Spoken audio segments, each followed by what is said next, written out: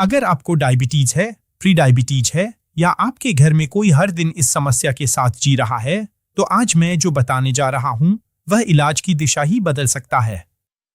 एक बहुत साधारण बीज है, सिर्फ एक बीज जिस पर गंभीर वैज्ञानिक अध्ययन किए गए हैं। और इन अध्ययनों में यह देखा गया कि यह खाली पेट बढ़ी हुई शुगर को कम करने में मदद कर सकता है, कुछ लोगों में इतना कि उसका असर टाइप 2 डायबिटीज की दवाओं जैसा सहायक दिखाई दिया। मुझे पता है, यह सुनकर आपको लग सकता है कि यह इंटरनेट वाला कोई बढ़ा छाकर बोला गया दावा है, लेकिन ऐसा नहीं है। जिस बात की मैं चर्चा कर रहा हूं वह मान्यता प्राप्त मेडिकल जर्नल्स में प्रकाशित हुई है, स्वतंत्र शोधकर्ताओं ने उसका मूल्यांकन किया है, इंसानों पर उसका अध्ययन हुआ है और परिणाम इतने दिलचस्प थे कि जिन्होंने अध्ययन किया वे भी प्रभावित हुए। और सबसे चौंकाने वाली बात यह है कि यह बीज बहुत सस्ता है, आपके आसपास की किसी भी किराने की दुकान में मिल जाएगा। संभव है आप इसे कई बार देख चुके हों, लेकिन कभी खास ध्यान न दिया हो। मैं अभी आपको इसका नाम बताऊंगा, लेकिन उससे पहले मैं आपको एक सच्ची कहानी सुनाना चाहता हूं। 71 साल की मारिया मेरे क्लिनिक में आई। उनका फास्टिंग ब्लड शुगर 241 था। वे डॉक्टर की लिखी हुई 2 दवाइयां ले रही थी, खाने पर भी कुछ हद तक ध्यान दे रही थी, फिर भी शुगर नीचे नहीं आ रही थी। उन्होंने थकी हुई आंखों से मुझसे कहा, डॉक्टर, मैं सब कुछ कर रही हूं, फिर भी शुगर कम नहीं हो रही। मैं हिम्मत हार रही हूं। मैंने उनसे कहा, मारिया, आप बहुत कुछ सही कर रही हैं, लेकिन अभी एक महत्वपूर्ण हिस्सा गायब है। 3 महीने बाद वही दवाइयां, कोई बड़ा बदलाव नहीं, कोई क्रैश डाइट नहीं, कोई चमत्कारी इलाज नहीं। लेकिन उनकी फास्टिंग शुगर 241 से गिरकर 121 पर आ गई। क्या बदला था? उनकी रोज की दिनचर्या में सिर्फ एक चीज जुड़ी थी, वही बीज। और इस वीडियो में मैं आपको समझाऊंगा कि ऐसा क्यों हुआ, यह शरीर में कैसे काम करता है, लोग इसे इस्तेमाल करते समय सबसे बड़ी गलती क्या करते हैं, और 60 साल के बाद इसका असर और भी ज्यादा स्पष्ट क्यों दिखाई दे सकता है। लेकिन इससे पहले मुझे एक बात बहुत साफ करनी है। यह बीज किसी दवा की जगह नहीं लेता, यह इलाज के साथ मिलकर काम करता है। यानी मैं जो बता रहा हूं वह आपके इलाज का विकल्प नहीं है, बल्कि वह कमी पूरी कर सकता है जिसकी वजह से आपका इलाज अभी तक पूरी तरह काम नहीं कर पा रहा। तो अब नाम बता देता हूं। यह बीज है अलसी। चाहे सुनहरी अलसी हो या भूरी अलसी, दोनों उपयोगी हो सकती हैं। अब बहुत से लोग यहां सोचते हैं, अलसी? अरे, इसके बारे में तो पहले भी सुना है। एक पैकेट लिया था, अभी तक रसोई में पड़ा है। और यही बात सबसे जरूरी है, ज्यादातर लोग अलसी के बारे में बहुत थोड़ा जानते हैं। जो वे जानते हैं वह उसकी असली क्षमता का एक छोटा हिस्सा है, खासकर उन लोगों में जिनकी उम्र 60 से ऊपर है और जिनका ब्लड शुगर बढ़ा हुआ रहता है। अलसी में 3 प्रमुख सक्रिय हिस्से होते हैं जो ब्लड शुगर पर असर डालते हैं। पहला है सॉल्यूबल फाइबर यानी घुलनशील रेशा। दूसरा है अल्फा लिनोलेनिक एसिड जो पौधों से मिलने वाला ओमेगा 3 है। और तीसरा है लिग्नान जो एक पॉलीफेनॉल है और मजबूत एंटीऑक्सीडेंट गुण रखता है। अब मैं इसे बहुत आसान भाषा में समझाता हूं। मान लीजिए आपका खून एक बड़ी सड़क है और खाने से आने वाली शुगर उस सड़क पर आने वाली गाड़ियां हैं। जब आप सफेद ब्रेड, रिफाइंड चावल, बिस्कुट, कुकीज या बिना फाइबर वाले किसी भी कार्बोहाइड्रेट को खाते हैं, तो ये सारी गाड़ियां एक साथ सड़क पर आ जाती हैं। जैसे किसी पार्किंग का गेट अचानक खोल दिया जाए और सारी गाड़ियां एक ही समय पर बाहर निकल पड़े। ट्रैफिक जाम हो जाता है। यही ब्लड शुगर स्पाइक है। और हर स्पाइक आपके शरीर की नसों और रक्त वाहिकाओं को नुकसान पहुंचाता है। अब मान लीजिए वही खाना आपने अलसी के साथ लिया। अलसी का घुलनशील फाइबर पेट के अंदर एक गाढ़ा जेल जैसा बनाता है। यह जेल सड़क पर बैरिकेड नहीं बनाता, बल्कि एक समझदार टोल गेट की तरह काम करता है। वह शुगर को पूरी तरह रोकता नहीं है, लेकिन उसकी एंट्री की गति को नियंत्रित करता है। अब सारी शुगर एक साथ खून में नहीं पहुंचती, वह धीरे धीरे जाती है। पैंक्रियास को इंसुलिन छोड़ने का समय मिलता है। ब्लड शुगर का उछाल कम होता है। और यह शरीर के लिए बहुत बड़ी बात है। लेकिन अलसी सिर्फ यही नहीं करती। दूसरा असर उसका पौधों वाला ओमेगा 3 करता है। उम्र बढ़ने के साथ लगातार हल्की सूजन, खराब खानपान और वर्षों की मेटाबॉलिक परेशानी की वजह से शरीर की कोशिकाओं की झिल्ली कम लचीली हो जाती है। इंसुलिन दरवाजा खटखटाती है, लेकिन सेल उतनी जल्दी नहीं खुलता। यही इंसुलिन रेजिस्टेंस है। अलसी का ओमेगा 3 इस झिल्ली को ज्यादा लचीला बनाता है। इससे इंसुलिन का सिग्नल बेहतर काम करता है और ग्लूकोज को सेल के भीतर जाने में आसानी होती है। यानी एक तरफ अलसी शुगर को धीरे धीरे खून में भेजती है, दूसरी तरफ कोशिकाओं को इंसुलिन के लिए थोड़ा अधिक रिस्पॉन्सिव बनाती है। अब आते हैं तीसरे और शायद सबसे खास हिस्से पर, लिग्नान। यह वह चीज है जो अलसी को सच में अलग बनाती है। पैंक्रियास में बीटा सेल्स होते हैं। यही इंसुलिन बनाते हैं। समय के साथ oxidative stress in beta cells को नुकसान पहुंचाता रहता है, जैसे किसी फैक्ट्री की मशीनें एक एक करके खराब होने लगे। लिग्नान इन मशीनों की सुरक्षा करता है। यह फ्री रेडिकल्स से लड़ता है और पैंक्रियास की काम करने की क्षमता को लंबे समय तक बचाने में मदद कर सकता है। यही अलसी वास्तव में खास बनती है। ज्यादातर डायबिटीज दवाइयां पैंक्रियास पर दबाव डालती हैं कि वह और काम करे या शरीर को इंसुलिन के प्रति थोड़ा अधिक संवेदनशील बनाने की कोशिश करती है। लेकिन अलसी का यह एंटीऑक्सीडेंट हिस्सा बीटा सेल्स को सुरक्षा देने की दिशा में काम करता है।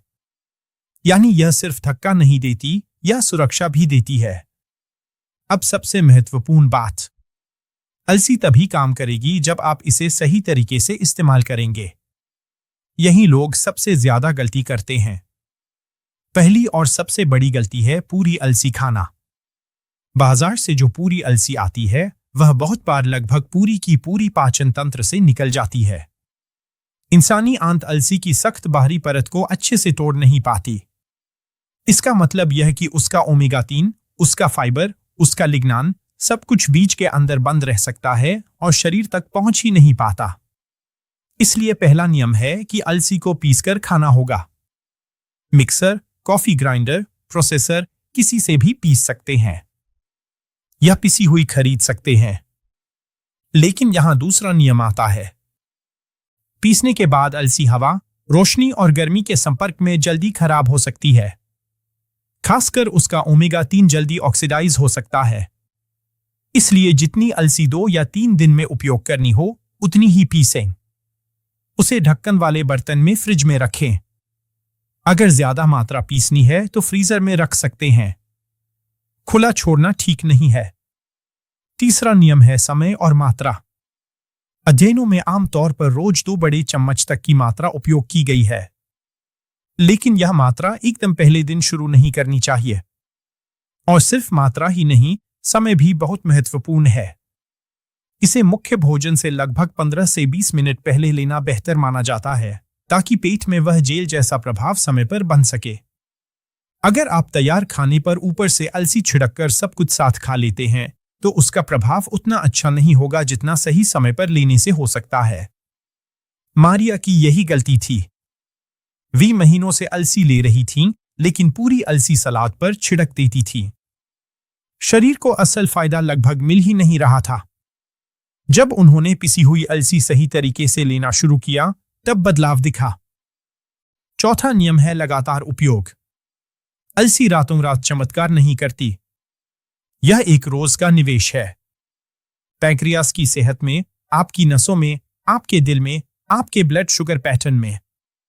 अगर आप सोमवार को लेते हैं, मंगलवार को भूल जाते हैं, फिर गुरुवार को याद आता है, तो इससे कुछ खास नहीं होगा। जैसे कोई हफ्ते में एक बार ही दांत साफ करे और उम्मीद करे कि मुंह की सेहत अच्छी रहे, वैसा नहीं चलता। अलसी रोज के अनुशासन से काम करती है।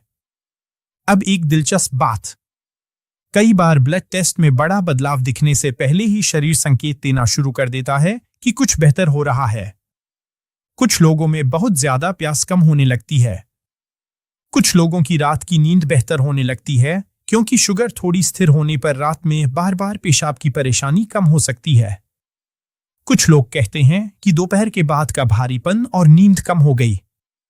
और बहुत से लोगों में कब्ज की समस्या में सुधार शुरू हो जाता है, क्योंकि अलसी का फाइबर आंतों की गति को बेहतर कर सकता है। अब मैं दो अच्छी जोड़ियां बताना चाहता हूं जो अलसी के साथ और भी समझदारी से काम कर सकती हैं। पहली है पिसी हुई अलसी और असली दालचीनी। दालचीनी के कुछ सक्रिय तत्व इंसुलिन सेंसिटिविटी पर हल्का सकारात्मक असर डाल सकते हैं।